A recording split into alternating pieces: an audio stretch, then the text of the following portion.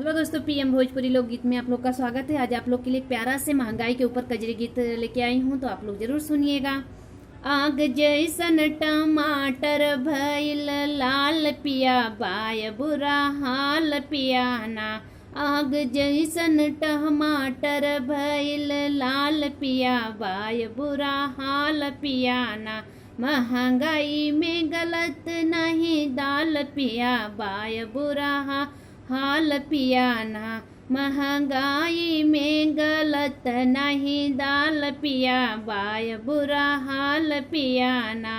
कैसे सब्जी बनाई गईनी मन उबी आई, कैसे सब्जी बनाई गईनी मन उबी आई।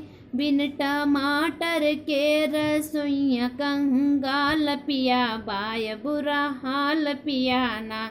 बिन टमाटर के रसोइया कंगाल पिया बाय बुरा हाल पियाना। आग जैसन टमाटर भइल लाल पिया बाय बुरा हाल पियाना। आज पूछी जब भाव तब 35 का पाव, आज जब पूछीला भाव तब 35 के पाव। सुन के रुपया न पाही निकाल पिया बाय बुरा हाल पियाना। सुन के रुपया न पाही निकाल पिया बाय बुरा हाल पियाना। आग जैसन टमाटर भइल लाल पिया बाय बुरा हाल पियाना। गरीब के घरे न जाई जे अमीर वही खाई, गरीब के घरे न जाई जे अमीर वही खाई। जेकरे चलत होई अपन टेक साल पिया भइल बुरा हाल पियाना। जेकरे चलत होई टेक साल पिया बाय बुरा हाल पियाना।